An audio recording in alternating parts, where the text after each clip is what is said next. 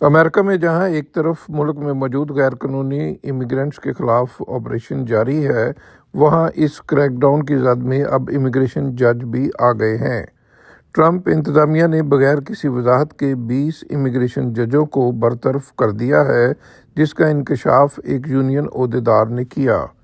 Media reports के मुताबिक ये इकदाम वफाकी हुकूमत के साइज को कम करने की पॉलिसी के तहत उठाया गया है।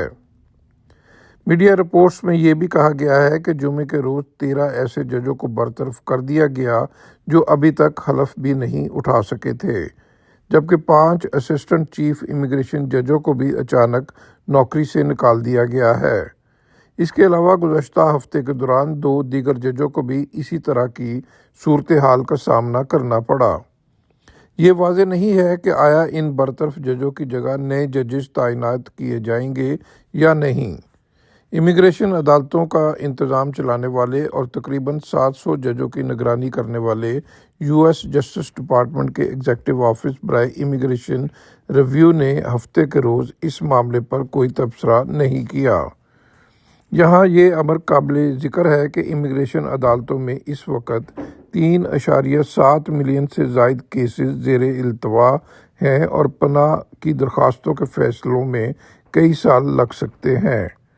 सियासी हलकों में इमिग्रेशन जजों और मावन अमले की तादाद बढ़ाने के लिए वसी पैमाने पर हमायत पाई जाती है। ताहम सदर ट्रंप ने अपने पहले दौर में भी जजों पर मुकदमात के जल्द फैसले के लिए दबाव डाला था।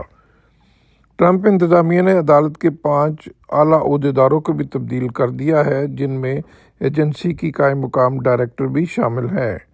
दूसरी जानब मौजूदा सरबराह की जानब से महकमे में मुतअद्दिद नई हदायत जारी की गई हैं और साबिक सदर जो बाइडन की इंतजामिया की मुतअद्दिद पॉलिसियों को भी मनसूख कर दिया गया है। ये बरतरफियाँ ट्रंप इंतजामिया की 2 अहम पॉलिसी तरजीहात से जुड़ी हुई हैं, जिनके तहत बड़े पैमाने पर मुल्क बदरी और वफाकी हुकूमत के साइज में कमी शामिल है। जुमेरात को हुकूमत ने तमाम वफाकी इदारों को हदायत दी थी कि उन मुलाजमीन को बरतरफ कर दें जो अभी सिविल सर्विस के मुस्तकिल तहफ़्फ़ुज़ के अहल नहीं हुए, जिससे मुमकिन तौर पर लाखों अरकान मुतासर हो सकते हैं। मीडिया रिपोर्ट्स में ये भी कहा गया है कि अभी ये मालूम नहीं कि आया इमिग्रेशन जजों की बरतरफी किसी इमिग्रेशन पॉलिसी के हवाले से पैगाम देने के लिए की गई है या नहीं, लेकिन ये वाज़ेह किया गया है कि इसे वफाकी मुलाजमीन के खिलाफ एक वसी तर मुहिम का हिस्सा करार दिया जा रहा है। Mohsin Zaheer, New York. Don't forget to like, comment and subscribe.